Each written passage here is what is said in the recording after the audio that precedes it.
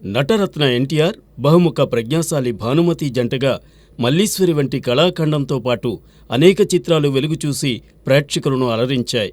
ఎన్టీఆర్ తన తాతమ్మ కళ చిత్రం రూపొందించే రోజుల్లో తాతమ్మ పాత్ర కోసం భానుమతిని ఎంచుకున్నారు. అందుకు ప్రతిగా భానుమతి తాను నిర్మించే అమ్మాయి పెళ్లిలో ఎన్టీఆర్ నటించాలని కోరుకున్నారు. అందుకు రామారావు సంతోషంగా అంగీకరించారు. ఎన్టీఆర్ పారితోషికం తనకంటే ఎక్కువ కాబట్టి తాతమ్మ కళలో తన రెమ్యూనరేషన్ తీసేసి మరికొంత సొమ్ము అదనంగా ఇచ్చారు భానుమతి.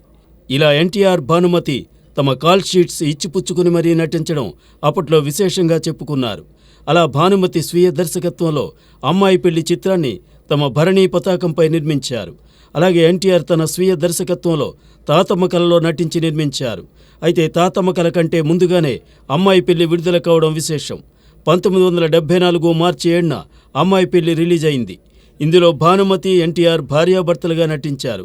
వారి కూతురుగా లత అభినయించింది. ఆమె ప్రియునిగా చంద్రమోహన్ కనిపించారు.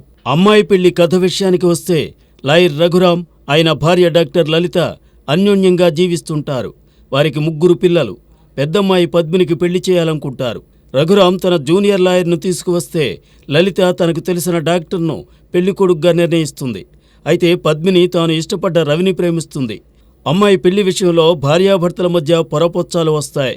ఓ లాయర్ సలహా మేరకు ఇద్దరూ విడివిడిగా 2 నెలలు ఉంటారు. పిల్లలు ఓ నెల ఒకరి వద్ద, మరో నెల ఇంకొకరి వద్ద ఉంటారు. చివరకు పద్మిని రవిని పెళ్లాడడంతో కథ సుఖాంతమవుతుంది. పిఎస్ వైద్యనాథన్ అందించిన కథకు భానుమతి మరికొన్ని మార్పులు చేర్పులు చేశారు.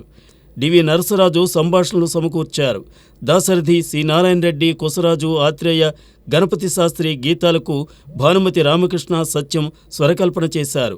అప్పటికే ఎన్టీఆర్ దేశోద్ధారకులు, దేవుడు చేసిన మనుషులు వంటి సూపర్ హిట్స్తో సాగుతున్నారు. ఆ తరువాత వచ్చిన ఈ బ్లాక్ అండ్ వైట్ మూవీ అంతగా జనాన్ని ఆకట్టుకోలేకపోయింది. ఏది ఏమైనా అమ్మాయి పెళ్లిలో మహానటులు ఎన్టీఆర్, భానుమతి అభినయం అభిమానులను మెప్పించిందని చెప్పవచ్చు.